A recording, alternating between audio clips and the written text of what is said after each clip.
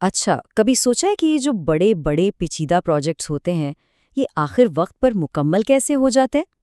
آج ہم project management کے ایک بہت ہی طاقتور ٹول یعنی کرٹیکل پاتھ میتھڈ یا جسے CPM کہتے ہیں، اس کو سمجھنے والے ہیں۔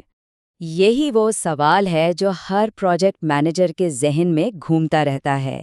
جب درجنوں کام ہوں اور ہر کام دوسرے پر منحصر ہو، تو یہ کیسے پتہ چلے گا کہ بھائی پروجیکٹ کو ختم کرنے کا سب سے تیز راستہ آخر ہے کون سا؟ اور یہیں پر بات دلچسپ ہو جاتی ہے۔ یہ جواب تھوڑا الٹا نہیں لگتا کہ سب سے کم وقت جاننے کے لیے ہمیں اصل میں سب سے لمبا راستہ ڈھونڈنا پڑتا ہے؟ یہی تو کرٹیکل پاتھ میتھڈ کا کمال ہے۔ تو آئیے اس سب سے لمبے راستے کو سمجھتے ہیں، اسی کو کرٹیکل پاتھ کہتے ہیں۔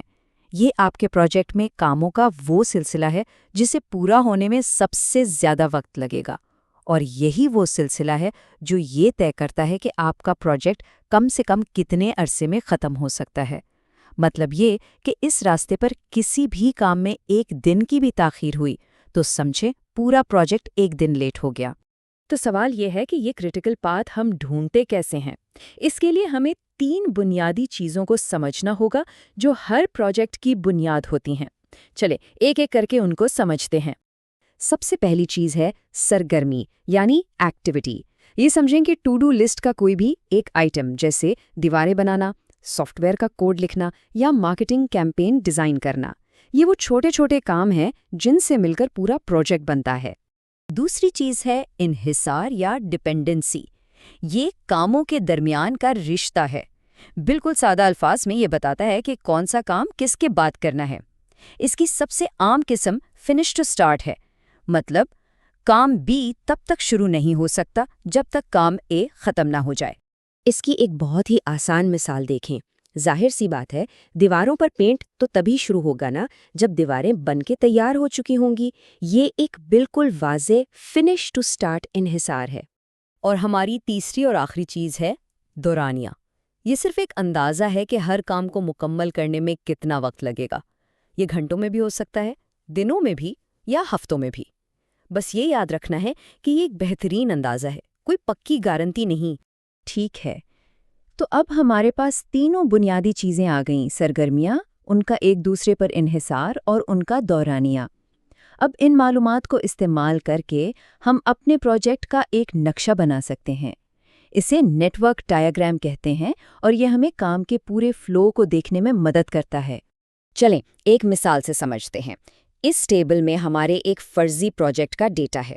یہاں ہر سرگرمی یعنی ایکٹیویٹی A سے لے کر H تک، اس کا دورانیہ دنوں میں، اور سب سے اہم اس کا پیشرو یعنی پریڈیسیسر دیا گیا ہے۔ پیشرو کا مطلب وہ کام ہے جو اس سے پہلے مکمل ہونا ضروری ہے۔ یہی وہ معلومات ہے جس سے ہم اپنا نقشہ تیار کریں گے۔ اب اس ڈیٹا کو ایک نقشے میں بدلتے ہیں۔ دیکھیں، سرگرمی A کا کوئی پیشرو نہیں ہے تو یہ ہمارا شروعاتی پوائنٹ ہے۔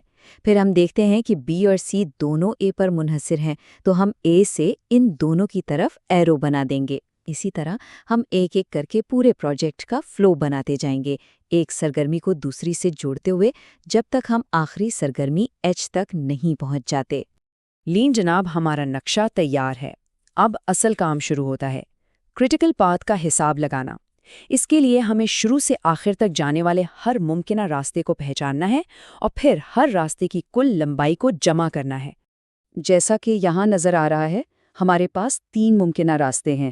پہلا راستہ یعنی ABDGH کل 18 دن لے رہا ہے، دوسرا راستہ 16 دن لے رہا ہے اور تیسرا صرف 14 دن۔ یہ بہت آسان حساب ہے، ہم صرف ہر راستے پر آنے والی سرگرمیوں کے دورانیے کو آپس میں جمع کر رہے ہیں۔ اور اس سے ہمارا نتیجہ بالکل صاف ہو جاتا ہے۔ راستہ ABDGH جس کا دورانیہ 18 دن ہے، یہی ہمارا کرٹیکل پاتھ ہے۔ یہی وہ راستہ ہے جو پروجیکٹ کی کم سے کم مدت کو طے کر رہا ہے۔ تو اس سے ہمیں کیا پتہ چلا؟ یہ کہ اس پروجیکٹ کو مکمل کرنے میں کم سے کم 18 دن لگیں گے۔ اور سب سے اہم بات یہ ہے کہ کرٹیکل پاتھ پر موجود کوئی بھی سرگرمی یعنی ABDG یا H میں اگر صرف ایک دن کی بھی تاخیر ہوئی تو پورا پروجیکٹ ایک دن پیچھے چلا جائے گا۔ یہاں کوئی گنجائش نہیں ہے۔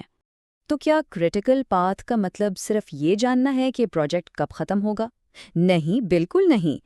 اس کا اصل فائدہ یہ سمجھنا ہے کہ ہمارے شیڈیول میں لچک یعنی فلوٹ کہاں موجود ہے۔ یہیں پر فلوٹ یا سلیک کا تصور سامنے آتا ہے۔ فلوٹ وہ اضافی وقت ہے جو کسی کام میں تاخیر کے لیے موجود ہوتا ہے اور اس تاخیر سے پورے پروجیکٹ پر کوئی اثر نہیں پڑتا۔ یہ ہمارے شیڈیول میں ایک سیفٹی نیٹ کی طرح ہے۔ اس کو ایسے سمجھیں، جو کام کریٹیکل پاتھ پر ہیں ان میں 0 فلوٹ ہوتا ہے، ان میں 1 منٹ کی بھی تاخیر کی گنجائش نہیں ہوتی۔ دوسری طرف جو کام کریٹیکل پاتھ پر نہیں ہے ان میں کچھ نہ کچھ فلوٹ ہوتا ہے۔ یہی وہ جگہ ہیں جہاں ہمیں اپنے شیڈیول میں تھوڑی لچک ملتی ہے۔ تو یہ سب جاننا اتنا اہم کیوں ہے؟ کیونکہ ایک پروجیکٹ مینیجر کے لیے کریٹیکل پاتھ ایک بہترین دوست کی طرح ہے۔ یہ بتاتا ہے کہ اپنی توجہ کہاں رکھنی ہے، کن کاموں پر کڑی نظر رکھنی ہے، اپنے بہترین لوگ اور وسائل کہاں لگانے ہیں، اور شیڈیول کے لیے سب سے بڑے خطرے کہاں چھپے ہوئے ہیں۔ تو اگلی بار جب کوئی بڑا پروجیکٹ سامنے آئے تو یہ سوال خود سے ضرور پوچھنا ہے کہ میرا کریٹیکل پاتھ کیا ہے، کیونکہ یاد رکھیں سب سے لمبے راستے کو جاننا ہی دراصل کامیابی کا سب سے چھوٹا راستہ ہے۔